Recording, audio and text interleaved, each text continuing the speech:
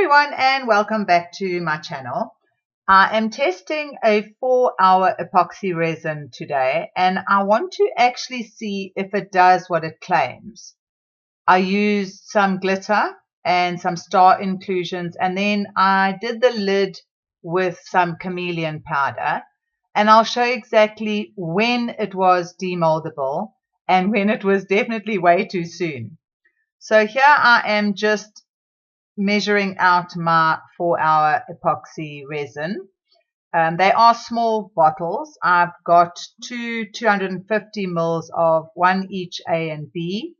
And then that is the little mold that I'm going to be using. And that is the Chameleon powder I'm going to use for the lid. And this is my glitter. And I thought that purple one would go perfectly with the Chameleon powder lid. Now I'm not going to use any mica powder or anything in the clear resin for the lid. I'm just going to put the Chameleon powder in the lid with a paintbrush because I want to see how it actually reacts with the Chameleon powder. I want to see whether it picks up all the Chameleon powder or not. This Chameleon powder, again, as usual, is from Temu. The glitter I got from my local Value Co, which again I often mention Value Co.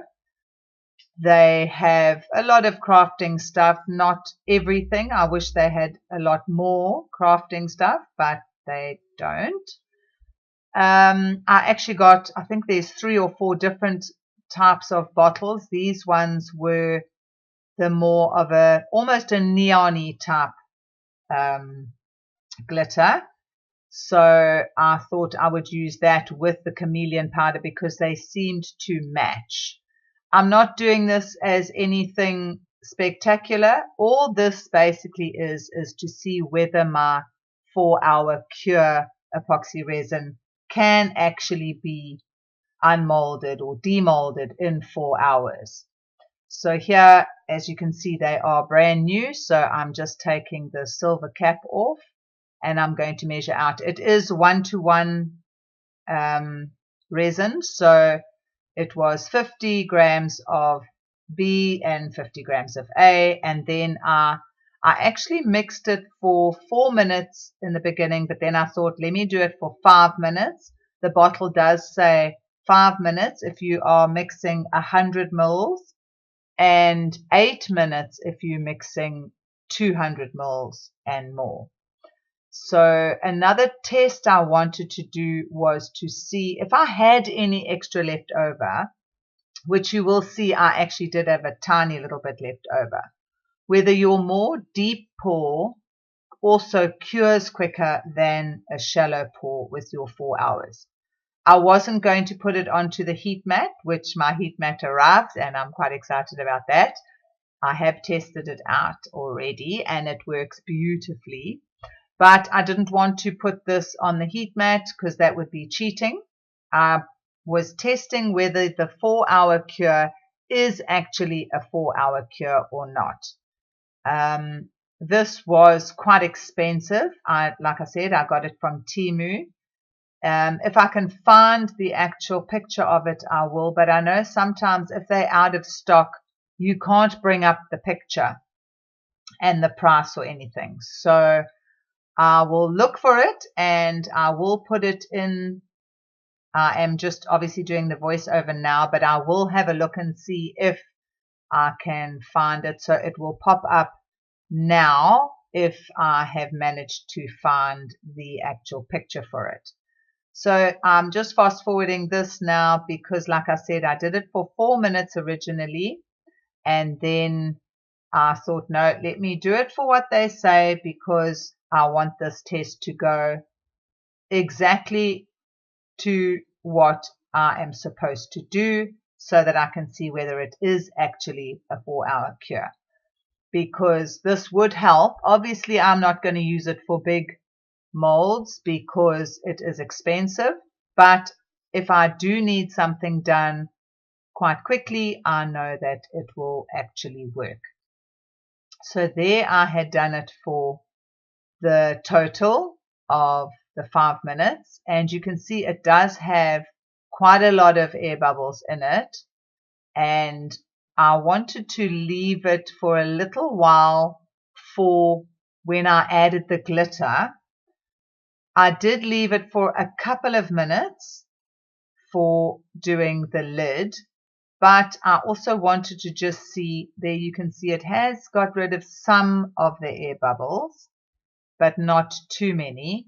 And the temperature I just wanted to show, it was there around about 31.5, 31.6. So I had left it for a couple of minutes just to try and degas itself before I poured the lid, because like I said, the lid I was just using plain clear resin, and the jar itself I was going to add the glitter. So I was quite happy now, even though there were some air bubbles in it still. I poured that because suggested not to put into the vacuum chamber, because I wanted to see what it does without using a vacuum chamber. Basically raw resin, unchanged. The only thing I had done there, I'm not sure if you noticed, I had sprayed it with my 99% alcohol. So here now I was leaving it, I wanted it to get to about 35.5-ish, somewhere around there, so that I could add the glitter. I didn't want to leave it for too long because I didn't want it to do its little explosion. So here I was just basically waiting till it got to about 35, because then the viscosity would be a lot thicker, and I was hoping at 35, with it being a 4-hour cure, it should be able to keep the glitter suspended without the glitter all falling to the bottom of the jar, which will then be the top of your jar. So here it was 35.5, close on 36. So those were the little stars that I decided to add. Originally I was only going to do the glitter, but I thought, no, let's add a few stars. I was expecting the stars to fall to the bottom, because the stars are obviously a lot heavier. So I added my glitter. I didn't measure it. I just went by eye just to add some glitter, and then would have a look on the stick to see whether there was enough to actually suspend, but not too many to actually be so thick that it would actually suspend itself, because there's so many in there. So it was your average amount of glitter that I put in. You can actually already see that at the 35 degrees it was quite jelly already, and bearing in mind no glue, there was just the actual epoxy resin, and obviously I had added some glitter, and then I had a tiny little bit left over. So just like I said originally, just to see whether the deep pour makes a difference with this as well, whether that thin pour on my little teddy bear would also unmold at the same time. So here I'm just filling him up so that he had enough for me to actually do the test. So I did speed this up because I'm sure you don't want to watch me scraping out every last bit. So his little head was quite full, and it was 11:07 in the morning. So it should be by 3 o'clock in the afternoon. It should be demoldable, apparently. So what I did was I went through at 3, and I could see none of them were ready to be demolded. So at 4 o'clock, I went back again. He was still very soft. My finger actually went into him. But the others felt sort of solid. So I thought, okay, well, it's been 5 hours. I'm going to try and demold the lid, because it did feel like it was quite solid. It wasn't squashing down. And unfortunately, yeah, there I could see it was already starting to squash in on the actual lid part. So it definitely was not ready to be demolded or unmolded. And now here I was trying to pop it back in without damaging it too much.